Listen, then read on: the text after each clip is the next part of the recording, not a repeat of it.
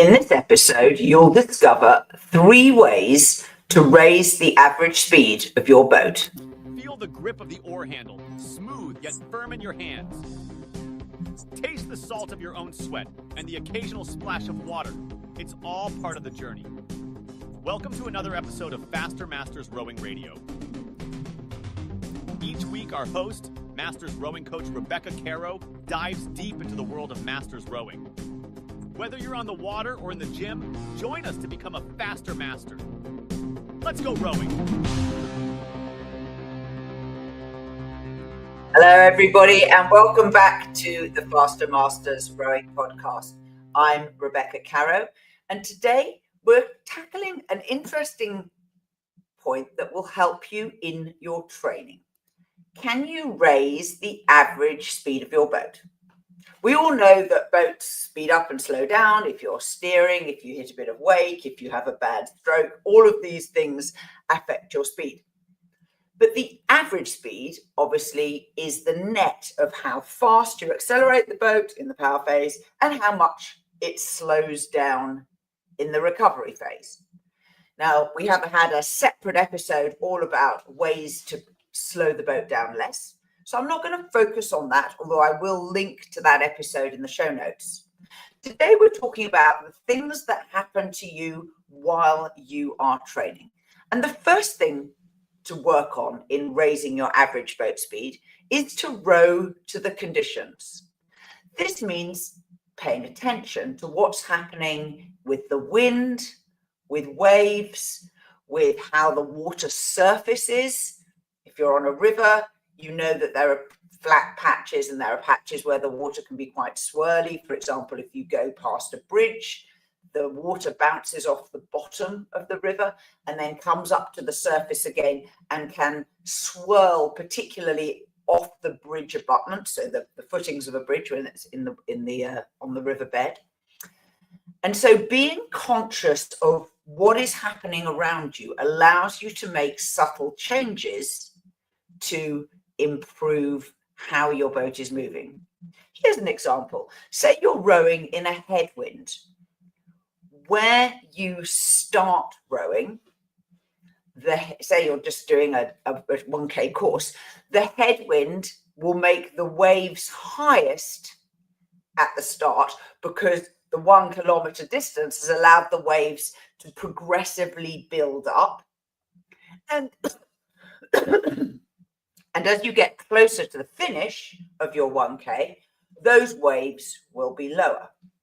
So as an example, you may know that with large waves, you can't rate high. You can't rate so high, particularly in a headwind, but you might find that your blade work is compromised by your ability to keep your oars above the top of the waves, to make sure that particularly if the waves are coming not square onto your boat as a direct head, but maybe as a cross head, that creates a little bit of instability. So you may choose to start rowing at a lower stroke rate than you finish rowing. Now, if you're rowing to the conditions, as you notice the wave height reducing, that's your moment to push on and try and maybe take the rate up a half point. And that can work whether you're doing a steady row at rate 18 to 20. It can also, when you're doing piecework, at higher rates. So change your rate or change the ratio. So your speed through the water as a ratio to your time on the slide.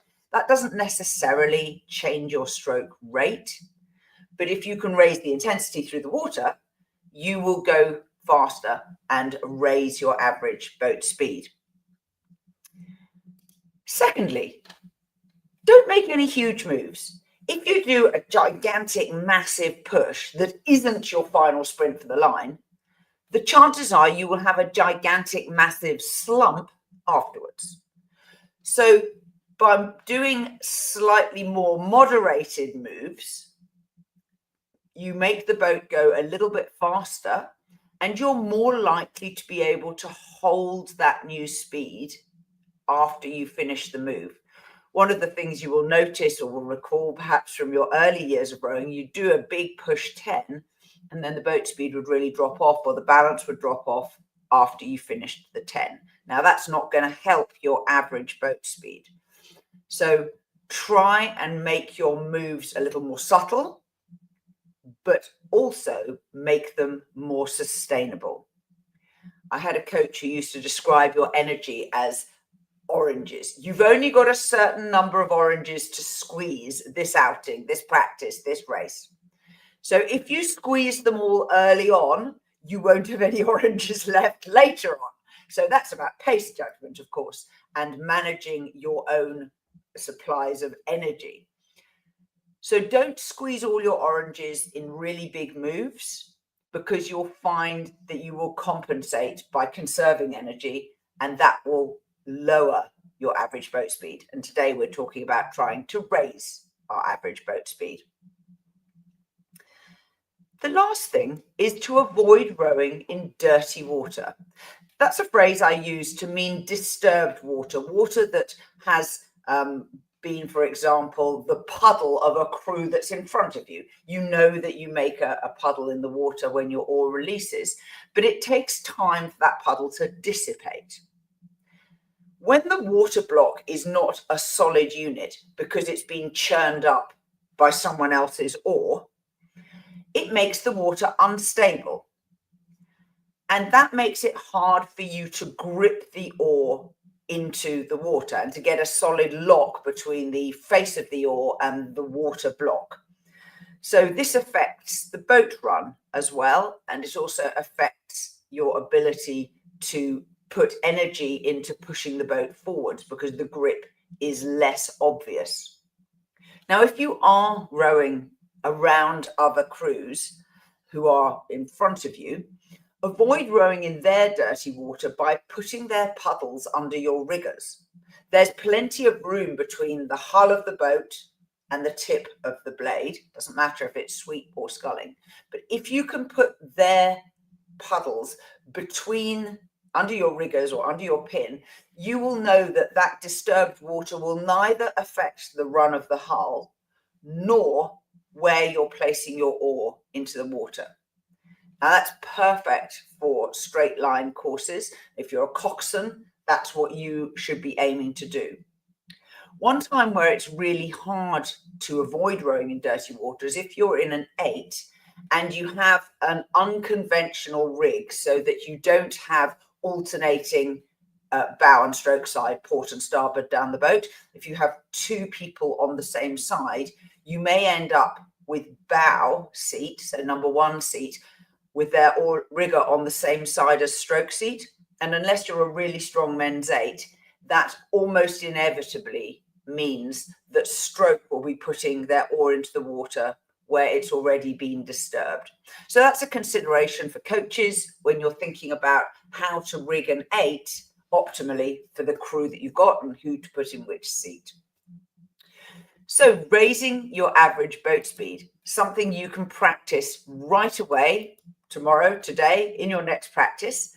Go see what you can do. And till next time, join our newsletter list and receive a weekly update along with thousands of other masters on a range of different topics. You can unsubscribe, of course, at any time. Next week. We are part of the Rowing Chat Podcast Network. Please tell your fellow rowers about the show. If you've learned just one helpful thing from today's episode, please consider supporting the show for as little as $1 per month by visiting fastermastersrowing.com/podcast.